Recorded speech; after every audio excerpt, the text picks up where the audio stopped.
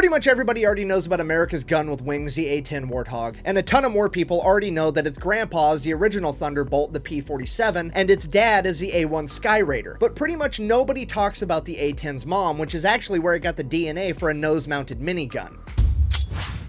Today we're talking about the A-37 Dragonfly, aka the Super Tweet.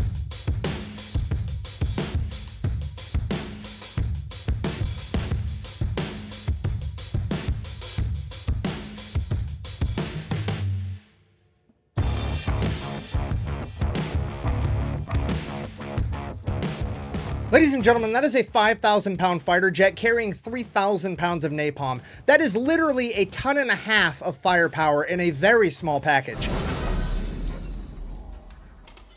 Series 4 deatomizer. That's what I'm talking about. Noisy cricket. And on the off chance that 3,000 pounds of jungle jelly wasn't going to be enough to get the job done, it also has a GAU-2 minigun underneath the hood, capable of firing 3,000 rounds per minute. The only downside with that was it could only actually carry 1,500 rounds with it, but hey, it's going to be a wild 30 seconds. It was okay at best. I wasn't talking to you.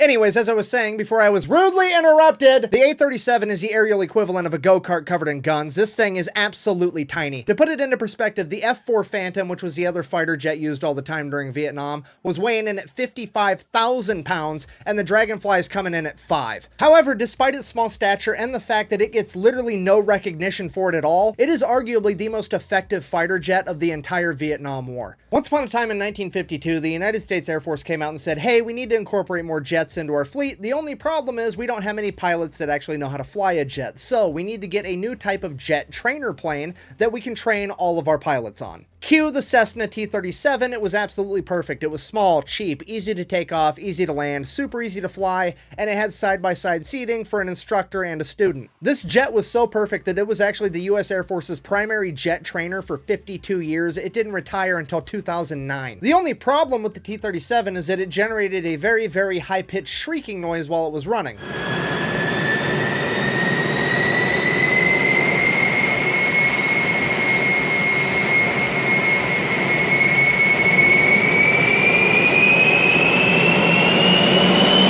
That noise unaffectionately earned it nicknames like the Screamin' Mimi, the 6,000-pound dog whistle, my personal favorite, the Converter, due to its unique ability to convert fuel into fucking noise, and of course, the Tweety Bird, which would later be abbreviated to simply the Tweet. And that's pretty much all you need to know for right now. Fast forward to Vietnam. All right, so Vietnam, basically the United States is finding out the hard way that ultra-fast fighter jets like the F-4 simply are not that great at providing close air support to troops on the ground. As it turns out, it's pretty hard to aim a bomb while you're traveling at the speed of Mach fuck and actually hit the target. Who'da thunk? And as we've talked about in a previous video, this is actually where the Navy's A-1 Sky Raider is performing way better than anybody thought it should, due to its ability to fly low and slow and actually engage a target accurately. The Air Force, seeing all the Navy's success, said, hey, we need to do the same thing. The only problem was the Air Force didn't have Sky Raiders, and they didn't have the time to come up with a whole new plane, so what do? You take the Air Force's T-37 trainer jet that every pilot you've had has been trained on for the last 2 decades, cover it in guns, and send that bitch into combat, obviously. Okay, obviously they didn't just cover it in guns, they also gave it a cool paint job, they swapped out the engines, gave it a couple of General Electric J85s,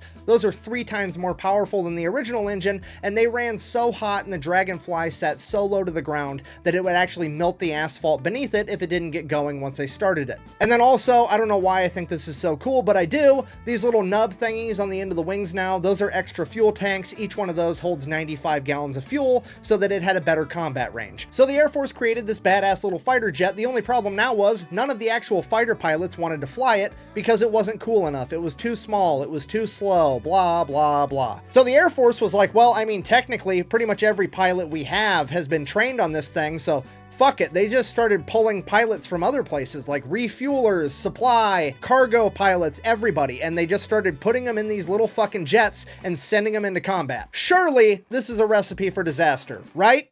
Wrong. The Dragonfly and its not fighter pilots would immediately go on a rampage.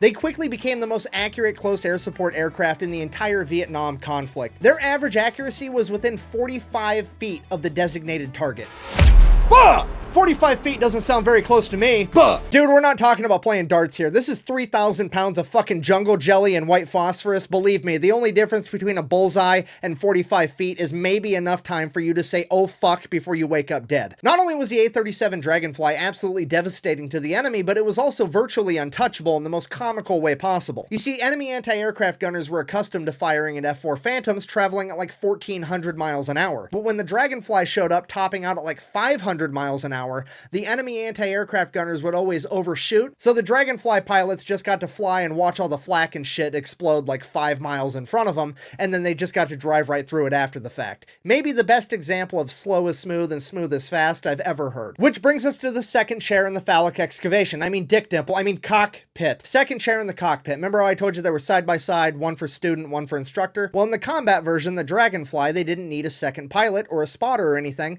so the chair just went empty most of the time because, well, it was more weight for sticky fire. That was until word got out that these planes pretty much never got shot down, and then all the bigwigs wanted to go on a ride so they could be in a combat mission. If you're not picking up what I'm putting down, I'm trying to tell you that that second seat in the A-37's cockpit, it's kind of like that chair in the corner of the hotel room. It pretty much goes unused, and if it is being used, whoever's in it's probably just there to watch. I cannot believe I made that fucking joke. But wait, there's more. Not only is it super accurate, not only is it very safe, it's also extremely easy to maintain and really cheap. The Dragonfly has a 2-to-1 maintenance ratio, meaning that for every hour it's flying, it requires 2 hours of maintenance. This means you can give 2 Dragonflies to a crew of maintainers, and they're able to keep one of those birds in the air 24/7 all the time if that's what the mission requires. This is the epitome of accuracy by volume. So just to be clear, when it comes to close air support during Vietnam, it is the most accurate, the safest, and the easiest to maintain aircraft, and you get all of that for $400,000. And that is exactly why nobody knows about this fucking plane. Okay, if you're not picking up what I'm putting down, I'll explain it just a little bit slower. The United States military just took a bunch of pilots with subpar training for the tasks that they were assigned,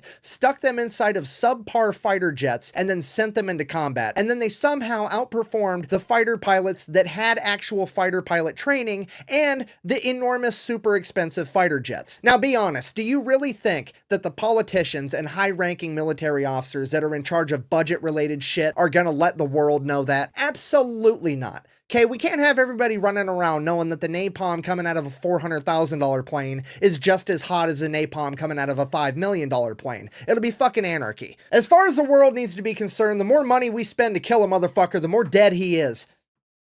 I guess. It's fucking stupid. So the war in Vietnam ends and the US military cannot get rid of these Dragonflies fast enough. They are literally giving them out for free like they're fucking candy. They're giving some to Australia. They're giving some to the South Vietnamese. They're giving a bunch to the countries in Central America. Some of the ones that went to Central America are still in service today. That shows you how badass this plane really was. So they give away all these perfectly good planes for free, but then trouble would strike because now guess what? Oh no, America doesn't have a close air support plane anymore. Who could have predicted this? I guess we better just, you know, build a new one. It's going to be bigger. It's going to be better. The minigun in the nose this time is going to be absolutely enormous, and it's all going to come at a price tag of like fucking 20 times as much. But hey, politicians got to feed their kids somehow, right? Ladies and gentlemen, the best thing to ever come out of political corruption, the A-10 Warthog, aka America's gun with wings. We have now officially come full circle. So, in conclusion, ladies and gentlemen, the A-37 Dragonfly is the most effective fighter jet that you've probably never heard of, and it's all because it and the men that flew it were way too good at their job for their price tag.